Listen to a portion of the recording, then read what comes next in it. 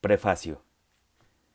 Este libro contiene cierta cantidad de ideas básicas que buscan ampliar nuestra comprensión del estado del hombre.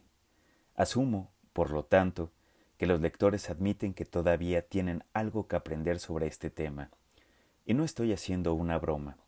Para poder vivir su vida cotidiana, el hombre necesita sentir que interiormente ha aplacado o eliminado las grandes preguntas relativas a su estado. La mayoría de las personas nunca reflexiona sobre su estado porque explícita o implícitamente están convencidas de que lo comprenden. Si, por ejemplo, preguntamos a varias personas por qué desean existir, cuál es la razón de lo que llamamos el instinto de supervivencia, alguno contestará: es así y nada más. ¿Por qué buscar un problema donde no existe? Este hombre se apoya en la creencia de que no existe tal pregunta. Otro dirá: deseo existir porque Dios así lo quiere. Él desea que yo desee existir para que en el curso de mi vida yo pueda salvar mi alma y realizar todas las buenas acciones que Él espera que sus criaturas realicen. Este hombre se apoya en una creencia explícita y, si lo presionamos un poco, si le preguntamos por qué Dios quiere que él salve su alma, por ejemplo, terminará diciendo que la razón humana no puede captar la esencia de estas cosas y que tampoco se espera que lo haga.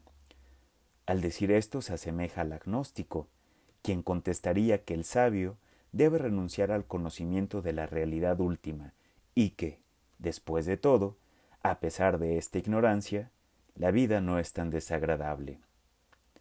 Todo hombre, lo admita o no, se apoya en un sistema metafísico personal que considera verdadero. Este sistema metafísico práctico está compuesto de creencias positivas, que el hombre llama sus principios, su escala de valores, y de una creencia negativa, que para el hombre es imposible conocer la realidad última de las cosas. El hombre, en general, tiene fe en su sistema metafísico, explícita o implícitamente, es decir, está seguro de que en ese dominio no tiene nada que aprender. Tiene la mayor certidumbre allí donde su ignorancia es mayor, porque es allí donde tiene la mayor necesidad de certidumbre. Como estoy escribiendo sobre el problema del estado del hombre, asumo que no será fácil encontrar un lector que lea mis escritos con una mente abierta. Si escribiera sobre la civilización precolombina o sobre algún tema semejante, mi lector reconocería con toda seguridad que tengo derecho a instruirlo. Pero como voy a referirme a su parte más íntima, es muy probable que se revele, se cierre y diga: espero que no pretendas enseñarme algo acerca de lo que mejor conozco. Pero es imposible que yo pueda brindar algo en el área a la que voy a referirme si no se admite que todavía hay algo que aprender al respecto. El lector al que me dirijo debe admitir que su comprensión del estado del hombre puede ser ampliada. También debe asumir, con la expectativa de recibir pruebas de ello, que mi comprensión del tema es mayor que la suya y que, por lo tanto, estoy en condiciones de instruirlo. Finalmente, y esta es quizás la parte más difícil, no debe adoptar la actitud de resignación según la cual siempre será incapaz de captar la realidad última de las cosas, sino que deberá aceptar, como hipótesis, la posibilidad de lo que el Zen llama Satori, es decir, la posibilidad de una modificación del funcionamiento interno del hombre que le asegurará, finalmente, el goce de su esencia absoluta. Si se admiten estas tres ideas, que es posible ampliar la comprensión del estado del hombre, que puedo ayudar al lector en esa dirección y que es posible un cambio radical del estado natural del hombre, entonces, quizás, la lectura de este libro no sea una pérdida de tiempo. Pero, se podría decir, quizás el libro ayude a que alguien acepte estas ideas que aún no admite. Lamentablemente, esto no es posible. Un hombre puede influir sobre otro en el dominio emocional.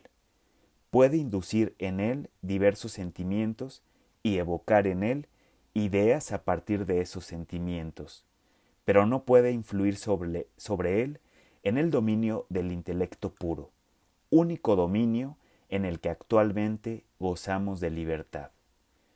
Puedo poner al descubierto aspectos del intelecto puro que hasta ahora estuvieron latentes. Puedo despertarlos, pero no puedo introducir en el lector ningún elemento de intelecto puro. Si, por ejemplo, la lectura de mi libro parece generar la aceptación de la posibilidad del Satori, será en la medida en que dicha aceptación existía previamente, más o menos oculta, en el lector.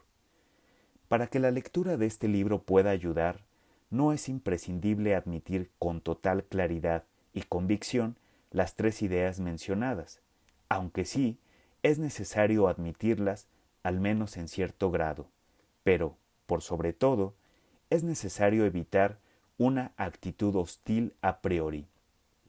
Si hubiera una actitud hostil, no tendría ninguna posibilidad de convencer a nadie, y, por otra parte, ni siquiera lo intentaría. Las ideas metafísicas no pertenecen al orden de ideas que pueden ser demostradas. Cada uno las acepta en la medida en que comprende intuitivamente que explican fenómenos que de otra forma son inexplicables. Acabo de señalar los malentendidos fundamentales que debemos evitar.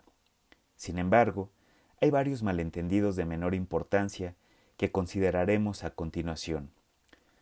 Muy poco se obtendrá de este libro si se lo considera un compendio que intenta explicarle al lector todo lo que debe saber acerca del Zen.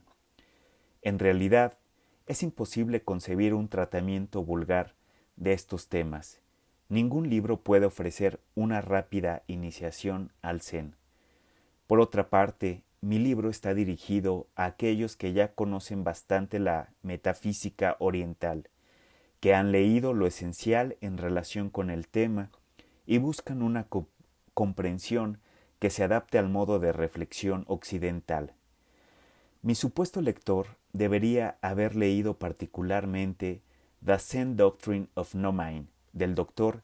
D.T. Suzuki, o al menos algunos trabajos anteriores de ese autor.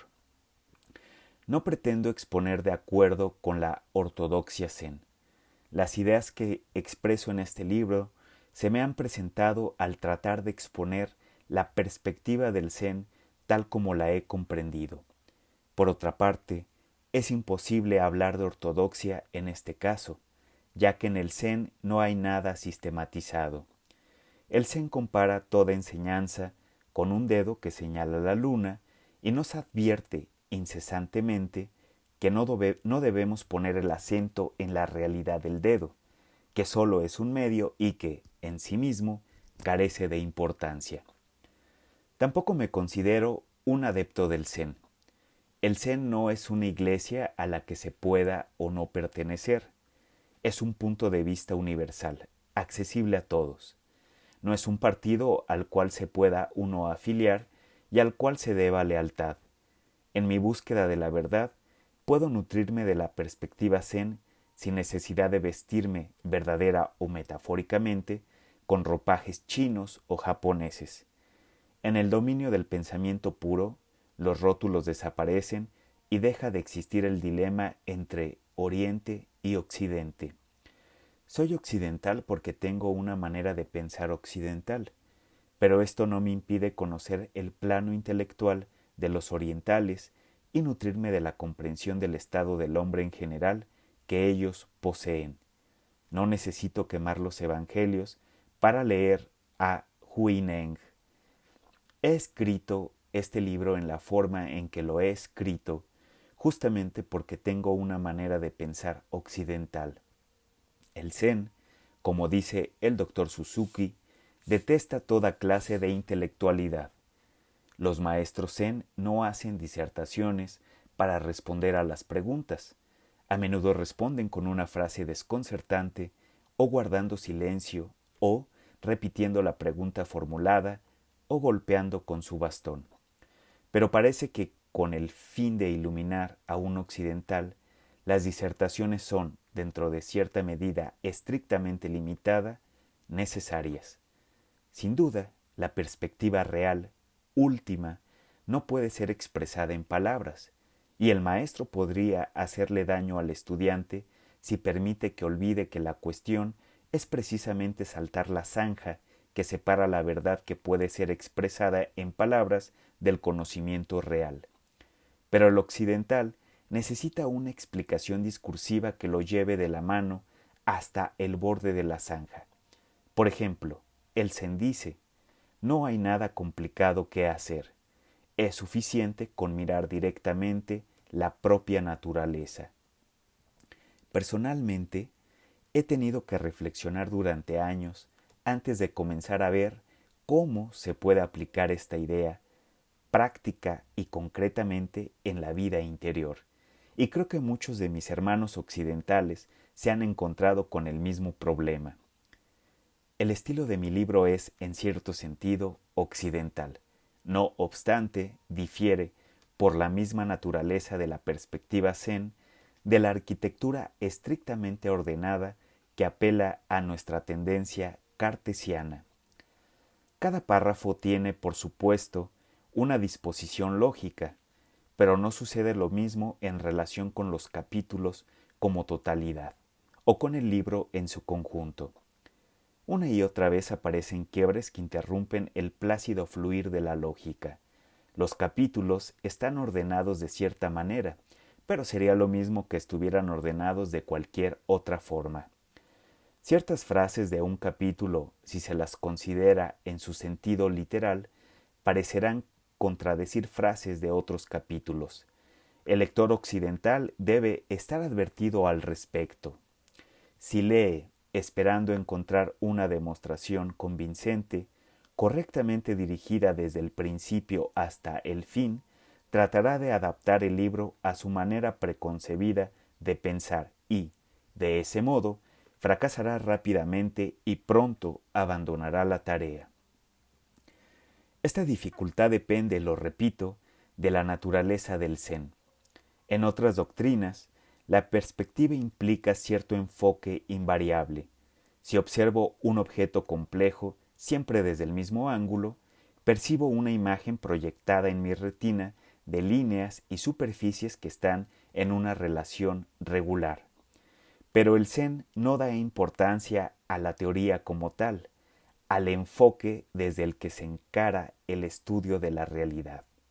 Solo le interesa la realidad y no tiene inconveniente en moverse alrededor del objeto complejo para obtener toda la información posible que le permita formar en la mente una síntesis no formal. Al no adorar una concepción formal, es libre de moverse entre todas las ideas formales imaginables sin preocuparse de su aparente contradicción. Este uso sin apego de las concepciones permite al Zen poseer sus ideas sin ser poseído por ellas. Por lo tanto, la perspectiva del Zen no tiene un enfoque determinado, sino que incluye todos los enfoques posibles. El lector debe darse cuenta de que, por la mera lectura de este texto, no pasará de mi mente a la suya una comprensión sintética. Esa síntesis debe producirse en su mente con sus propios medios, como se produce en la mía con mis propios medios. Nadie en esta tierra puede hacer este trabajo por otro. Mi texto solo ofrece elementos que permiten realizar esa síntesis. El método discursivo utilizado para presentarlos deberá ser aceptado tal como es, sin exigir una arquitectura formal y armónica que sólo sería la imitación de una verdadera síntesis intelectual basada en la profundidad del propio ser. Por la traducción de mi libro, deseo expresar un agradecimiento especial a mi amigo Terence Gray, quien ha resuelto perfectamente la difícil tarea de expresar fielmente mis pensamientos.